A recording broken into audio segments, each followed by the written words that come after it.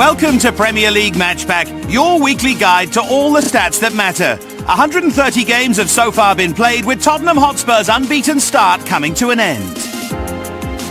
31 goals were scored last time, taking the overall tally to 361, with Liverpool leading the way with 32.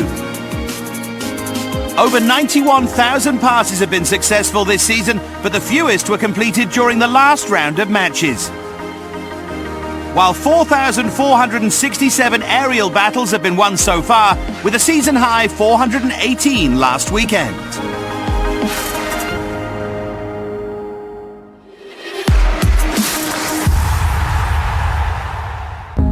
Pep Guardiola and Antonio Conte arrived in the Premier League this season, charged with improving the respective fortunes of Manchester City and Chelsea. These two clubs have been major contenders in recent years. 4 of the last 7 Premier League titles have ended up at either the Etihad Stadium or at Stamford Bridge.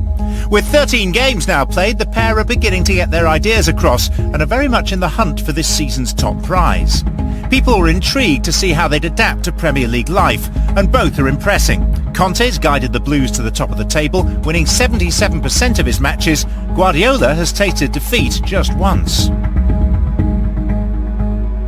Right from the off, we've seen his style been brought into the team, and again I think with players it just takes a little bit of time to get used to maybe a new system, a new style of play. Antonio Conte, you can see by his manner on the side of the pitch, and that's starting to show now in his team, and the way he set his team up, very, very difficult to beat. The system now that he's playing with the 3 at the back. Conte's change of formation has seen Cesar Azpilicueta move from the left of a back 4 to the right of Chelsea's 3-man defence, a switch that's obviously suiting the Spaniard. He's always been a reliable member of the Blues backline and is now making even more tackles and clearances, as well as passing the ball more often. I've been very impressed with Azpilicueta and the way he settled into that back 3.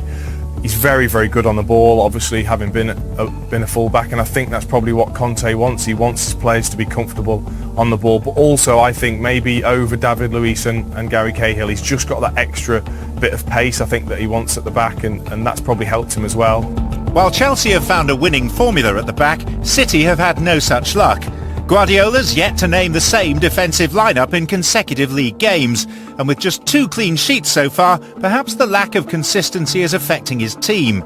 10 different combinations have been tried, hardly ideal for players aiming to develop an understanding.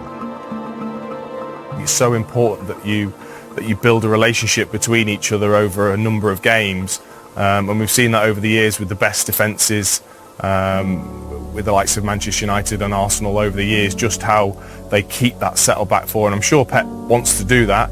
It's obviously just taking him time with injuries, and I'm sure he will settle on the back 4 that he wants.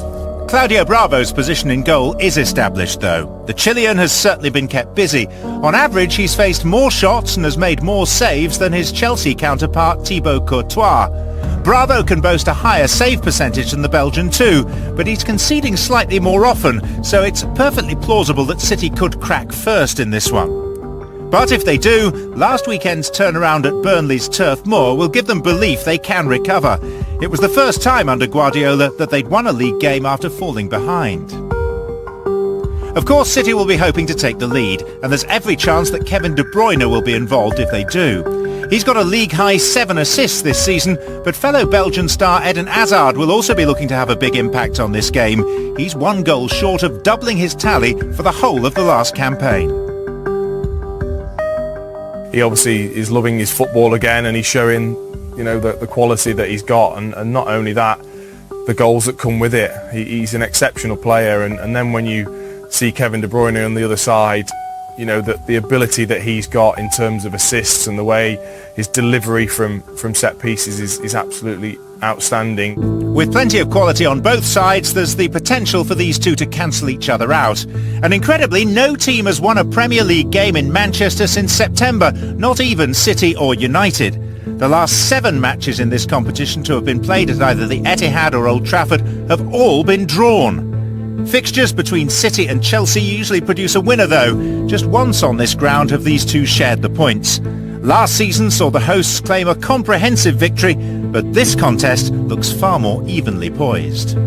I'm just so interested to see how Conte's formation plays against Guardiola's and the two styles of football clashing, I think it really is going to be an interesting game for all the viewers. But for me personally, I just see lots of goals. I really do see this being a high-scoring game, and it's really, really hard to call. You'd have to fancy Manchester City at home.